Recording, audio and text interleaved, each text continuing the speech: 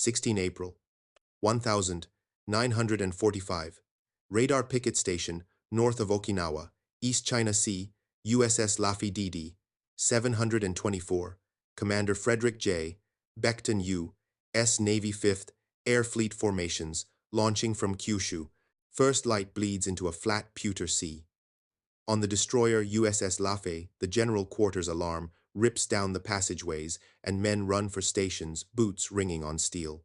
In the director tub, the Mach 37 team steadies the optical sights and reads off bearing range speed.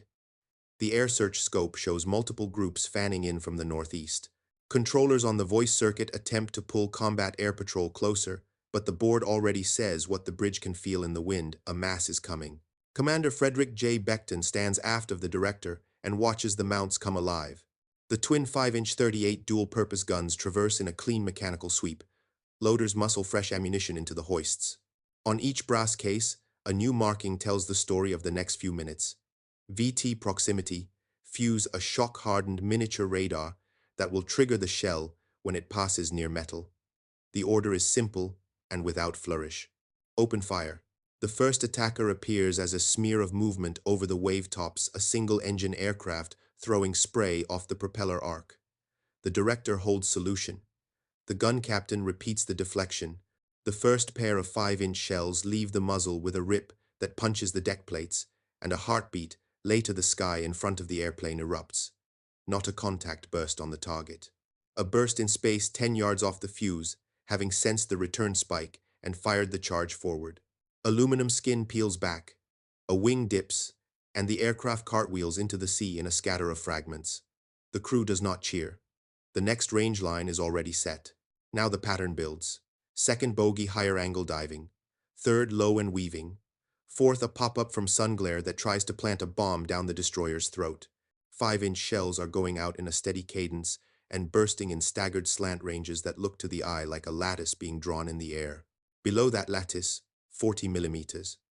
Bofors pump bright lines along the sea-skim lane, and 20 millimeters, Oerlikons stitch the last 100 yards where a pilot might otherwise find courage. What the guns create together is not poetry.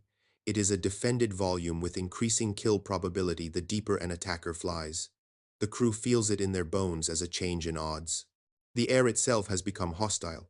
Across the TBS circuit, the other picket call signs report the same geometry in different phrases. A 0 tries to skim the troughs, and the 5-inch pattern simply drops to meet him. A dive bomber kicks over from 1,000 meters, and the air above him flowers with white puffs that step downward into his path. One pilot presses through and releases too early. The bomb skips wide and throws a pillar of water against Laffy's forecastle.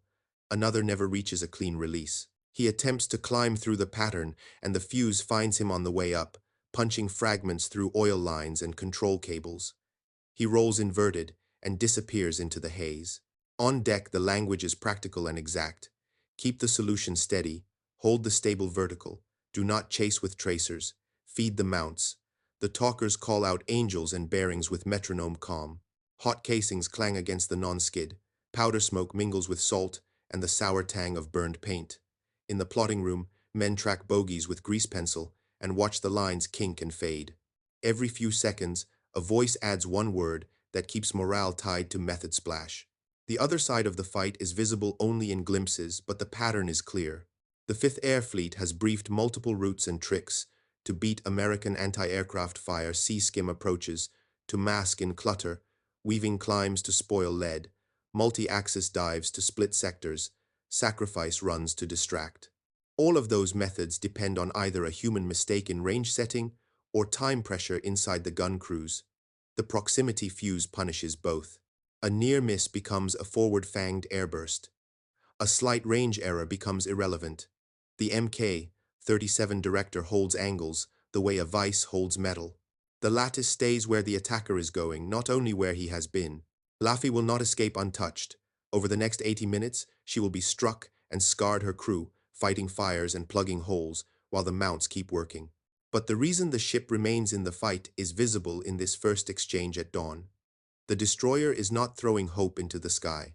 She is laying a measured grid, whose lines are defined by radar range, stable platform director solution, and a fuse that does arithmetic faster than a man can turn a handwheel.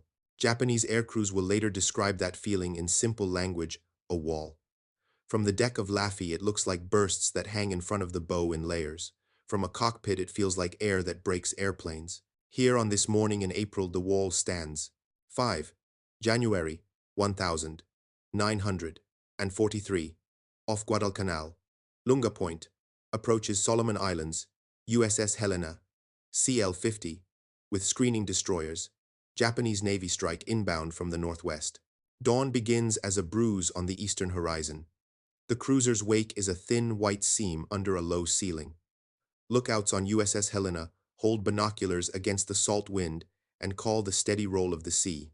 Below them, deep in the ship, ammunition parties feed brass-cased 5-inch cartridges to the hoists, each case chalked with a new, awkward label that men pass around in mess line whispers proximity Fuze. No ceremony, no speech. The word runs from magazine to handling room to mount like a current catching. Action stations snap into place. The Mk-37 fire control director swings with the slow, patient authority of machinery that knows its job. In the plotting room, the stable vertical hums, the rangekeeper wheels turn, and the team rides the delicate balance between calm and speed. The air search set reports contacts fanning out from the northwest. The raid is not a mystery. It is an arithmetic problem with a time limit. The first enemy appears as a gray wedge against the lighter gray of cloud and morning. A dive bomber. Another rides lower, hugging the trough's banking to keep the hull broadside in view. The director lays the forward twin 5-inch mounts. The talkers call out bearing and target identification in clipped, unadorned English. Gun captains repeat orders with the ritual clarity that keeps ships alive. The word that matters most is short and final: open. 5-inch muzzles punch the air in a locked cadence. You feel each discharge as a pressure wave through shoes and bones. In other months and on other mornings, contact fuses would have demanded a perfect crossing. Time fuses would have demanded a perfect crank setting by human fingers. This morning, a miniature radio inside each shell is listening for a return that says metal is near. The first pair of bursts do not mark the target's silhouette. They flower in space just off the aircraft's line of flight, forward-fanged, throwing a scythe of steel into the path the pilot chose 3 seconds ago. The airplane bucks, then staggers. A smear of oil skids across the canopy. The pilot tries to level, and the second pattern meets him in the turn. He is still 100 yards from weapon release when he is no longer an airplane. The men inside the mounts work in a measured rhythm that looks like grace only from a distance. Hands are raw on brass. The hoist doors clatter. A loader shouts for a fresh tray, and the next case shoulders up the chain with a hard, beautiful inevitability. This is not hope. This is procedure. Keep the solution. Hold the line. Feed the guns. Let the fuse do the last inches. A second wave bears in higher and faster. They mean to roll over the top and plant bombs into the cruiser's spine. The director team refuses to chase mirages. They fly the solution with the ship's roll, pressing the mounts to where the enemy will be, not where the eye wishes him to be. Air bursts step downward along the dive path like stones in a stream. A wing skin peels back on one attacker as if a hand had reached out and torn it. Another releases too soon from nerves or damage, and the bomb falls long, dragging a white scar through the sea far astern.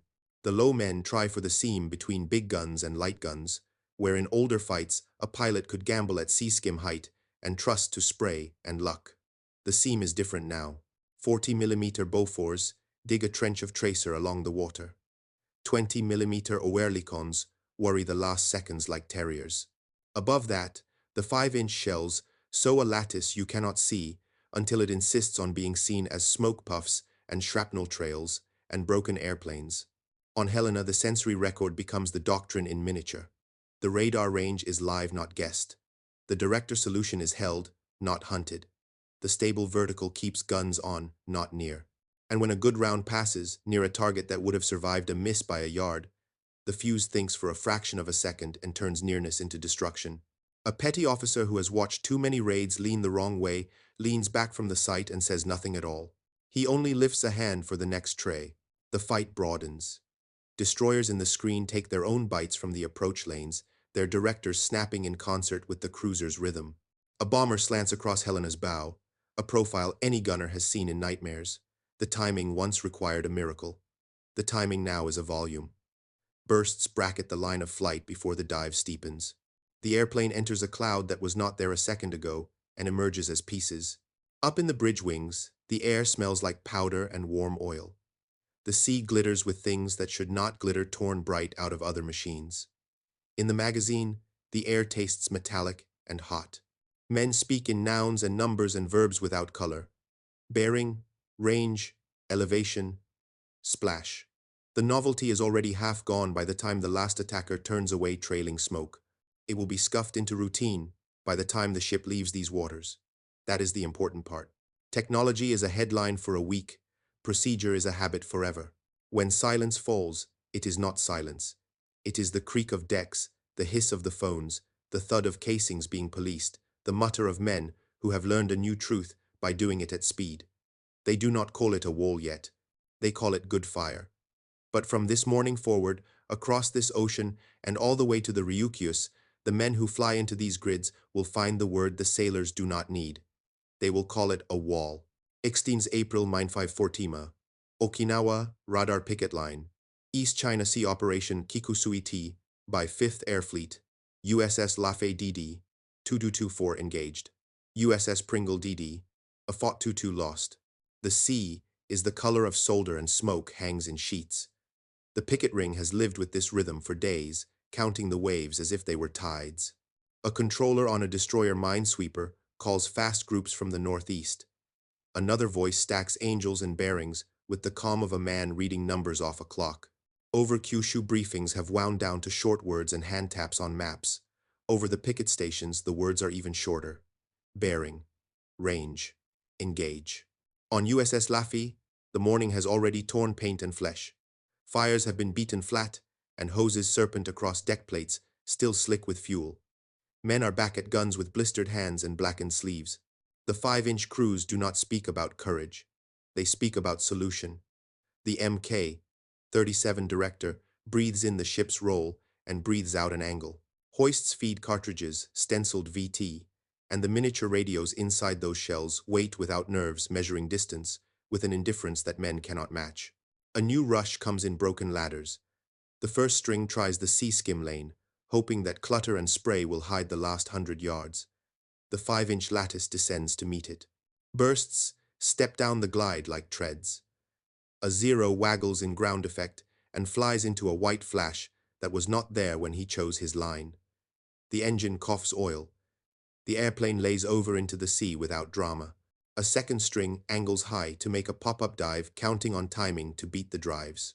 The lattice bends upward, and the first clean puffs appear above the canopy before the pilot even feels the dive steepen. He unloads late. The bomb falls long by instinct's command. The wall answers instinct with arithmetic.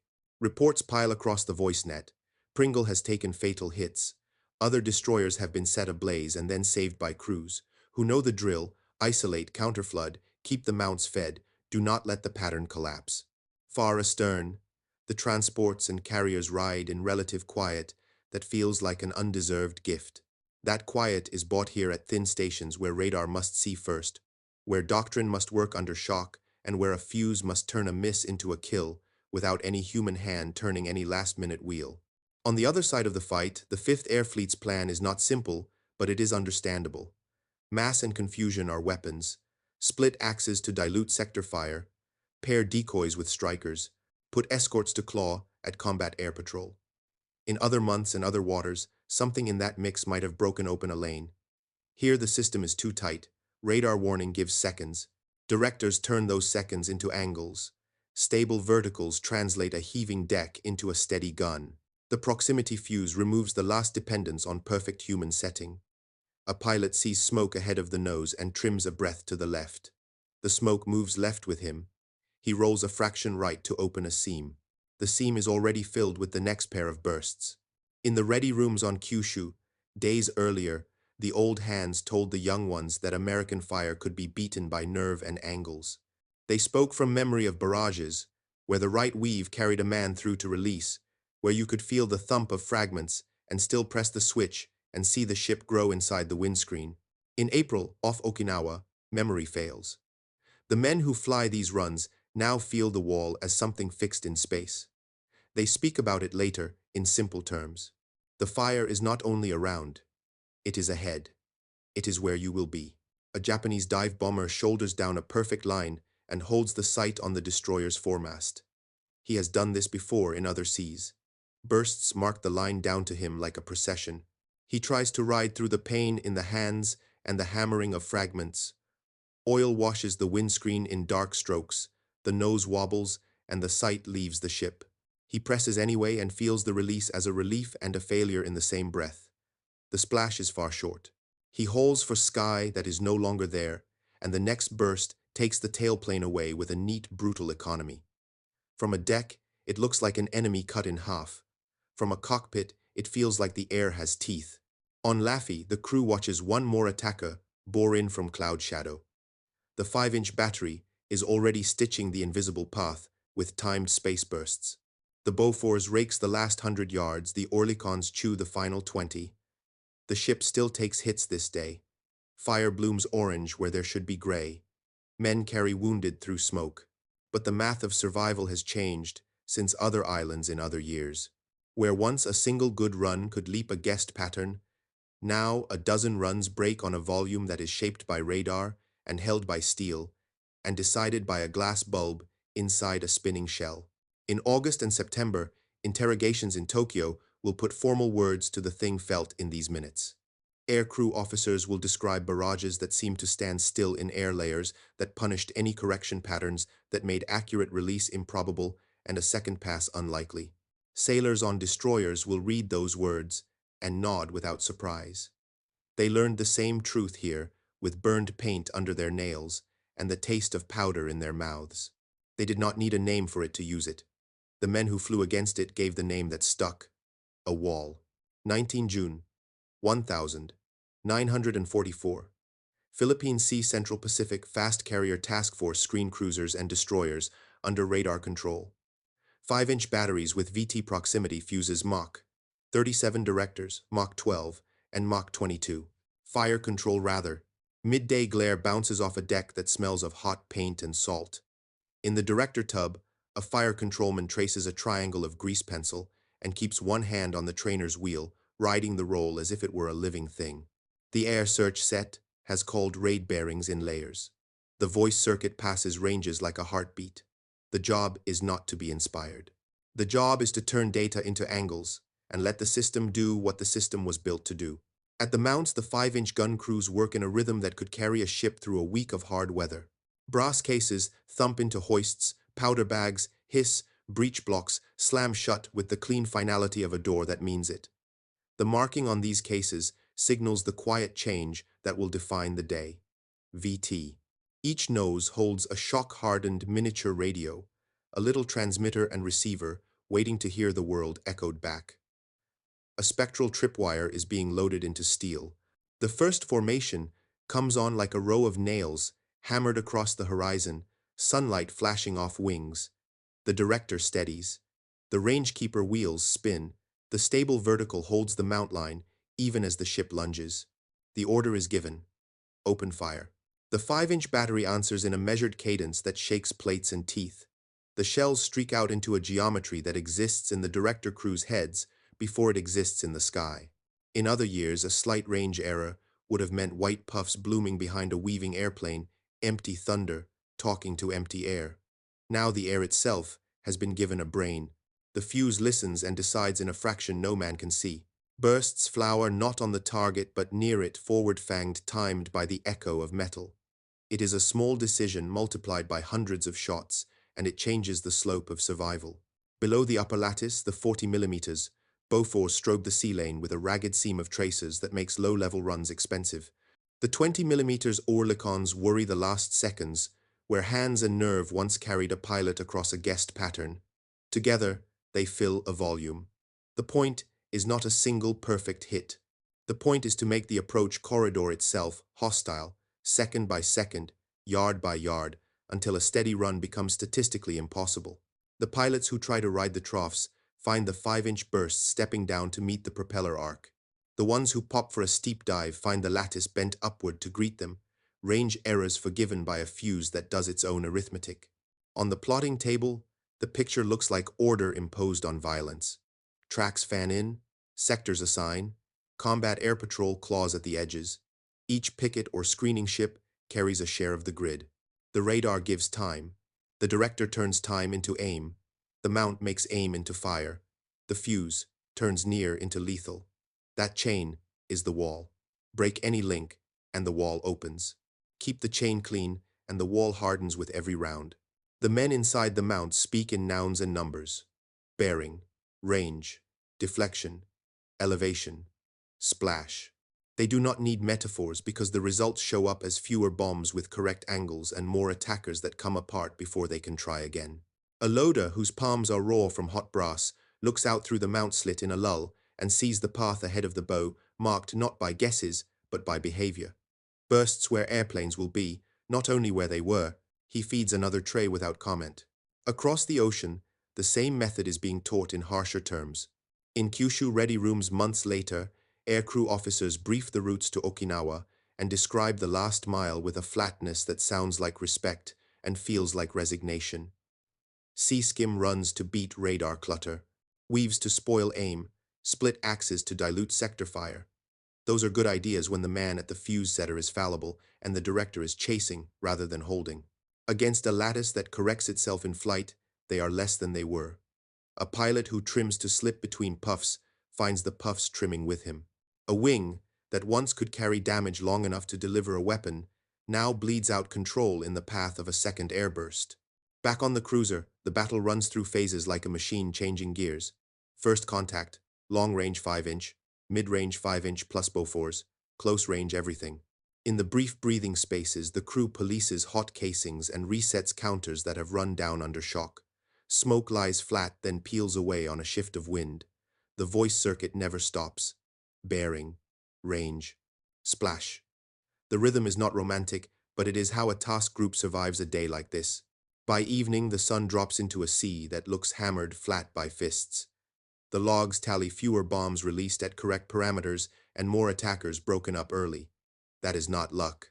It is what happens when a sensor, a director, a stable platform, trained hands, and a tiny radio in a spinning shell are allowed to operate as one mind. The wall is not a single thing you can point at. It is what a system feels like to the men who try to fly through it. August-September 1945, Tokyo and Yokosuka, Japan. U.S. Naval Technical Mission to Japan and United States Strategic Bombing Survey Teams. Former 5th Air Fleet and Naval Air Training commands aircrew and staff officers. The rooms are hot even with windows open to late summer air. Fans tick like metronomes over tables, push together pencils, set square ashtrays, crowded with the habits of men who have not yet learned peace. Interrogators speak slowly through interpreters. Former aircrew and staff officers sit with folded hands and the stiff shoulders of men measuring every word. On the table are maps of Kyushu and the Ryukyu scale bars underlined in blunt pencil. Across those maps, the last 6 months have left tracks like scars. The first task is simple bookkeeping. Units assigned, airfields used, aircraft types and serviceability, sortie counts, and loss estimates. Even in this arithmetic, the shape of the wall shows through. Runs planned at sea skim height, along bearings meant to use clutter. Pop-up dives scheduled to beat predicted aim. Escorts tasked to pull combat air patrol away from the last mile. The interrogators mark these items in neat columns, then ask the only question that matters for the last mile itself. What did it feel like to fly into the American fleet's anti-aircraft fire in 1945? It is not a question that calls for poetry. The answers come back in sticks of fact. Crews describe approach lanes that seemed filled in before a man could complete his weave.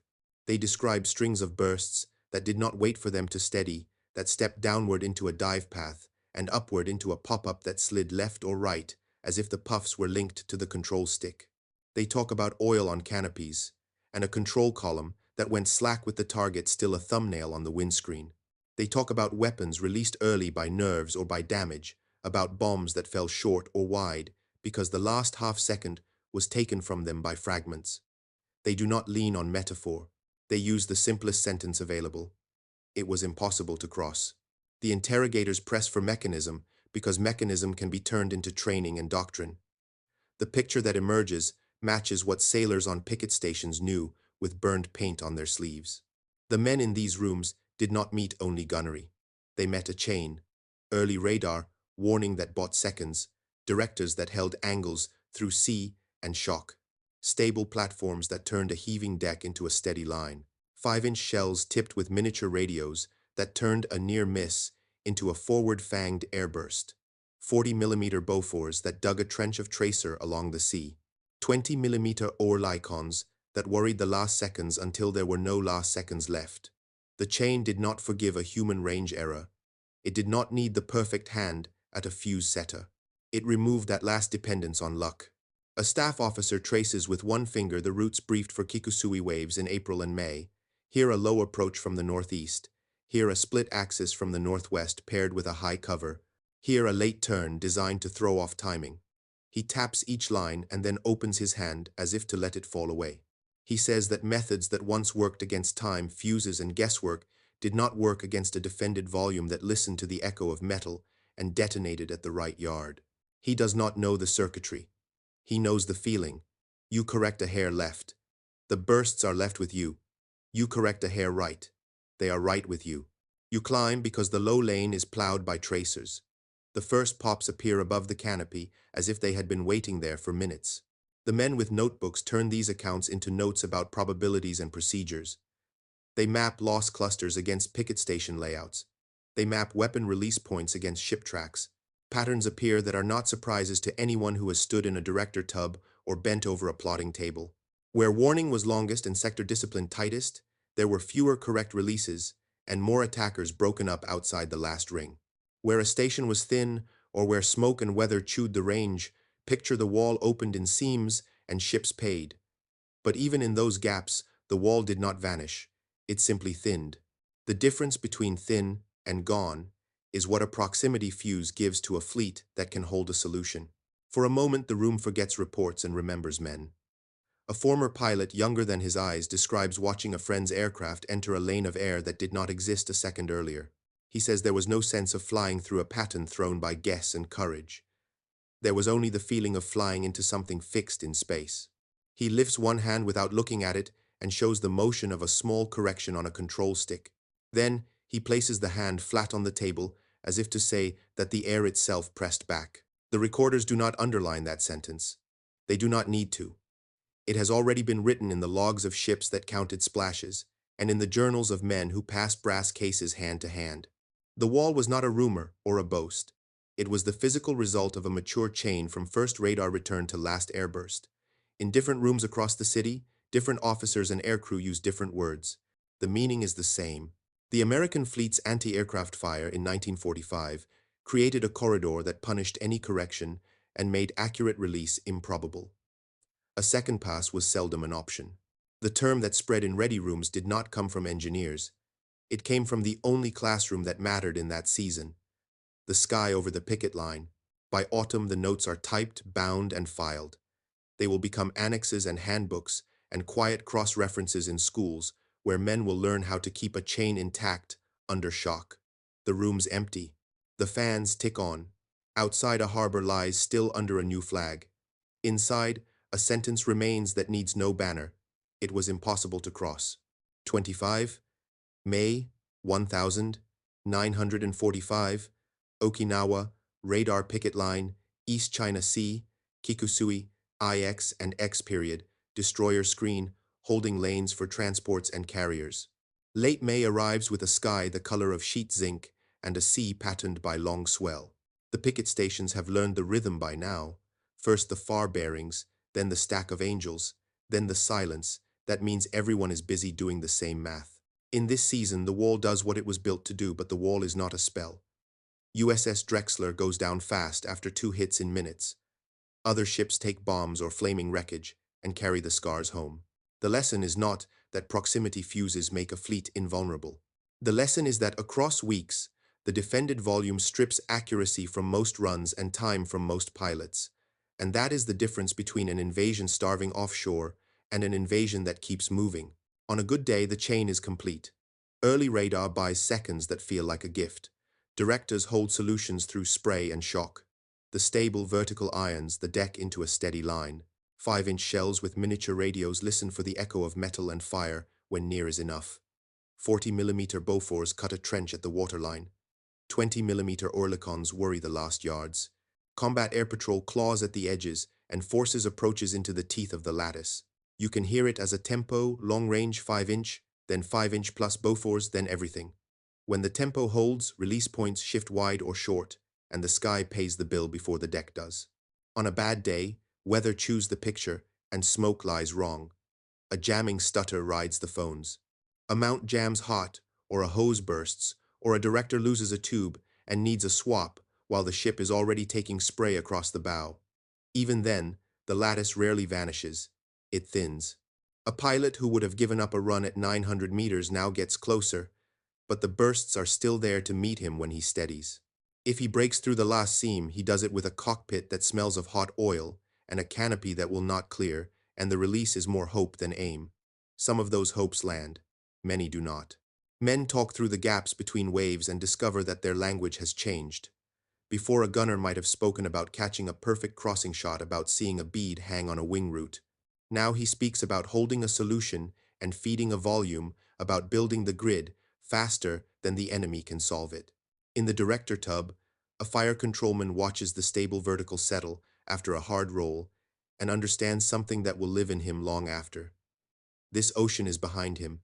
The machine and the men are not separate. The machine is their procedure in steel and glass. The Fuze is their last decision made at a speed no handwheel can match. Far to the rear, the carriers keep flying the schedule. That is the quiet proof. Sorties launch and recover with the ugly regularity that wins campaigns. Tankers come in, discharge, and leave.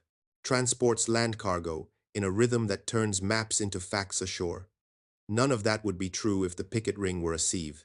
It is not. It leaks on bad hours and holds on most days, and across weeks that averages into survival. No one writes a headline for average survival. The men on these decks do not need a headline.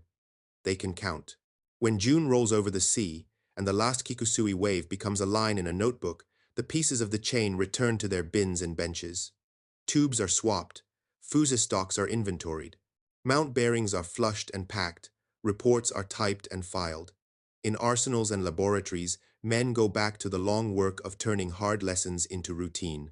They will write about improvements in radar sets, about tighter coupling between sensors and directors, about new drills that shave seconds from the moment a bearing is called to the instant a shell leaves steel.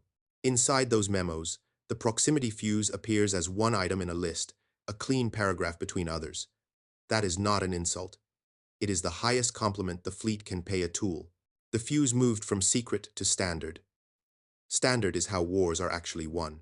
In the months after surrender, men in clean uniforms will stand in quiet rooms and compare notes. They will learn that the first naval use came off Guadalcanal in January 1943. They will track the curve through the Marshalls and Marianas, through Leyte, into Okinawa. They will see how early adoption on ships, secrecy held and training repeated, created an effect that felt like magic to the men who had to fly through it. Then they will write the only sentence that matters to sailors and airmen who have to do it again. The wall works when the chain holds. Keep the chain. The sea at evening looks hammered, flat sun leaking gold into the long swell. A destroyer rocks in the trough, and the director crew leans with it without thinking. Powder smoke has baked into paint and skin. The men are tired in the way that means they did their jobs and will do them again. They will tell no grand stories about a single invention changing the course of a war. They will talk instead about a set of linked things that turned near into lethal seconds into angles, angles into bursts in space that took accuracy away from attackers. The men who flew against it gave the right name. A wall. 29 April 1945, radar picket station, west of Okinawa, East China Sea, USS Hazelwood DD, 531, Commander VH. Rainy evening raid under low cloud. Twilight flattens the sea into a sheet of dull metal. On the destroyer USS Hazelwood, the phones never stop a dry hiss of bearings and ranges that threads through steel and nerves.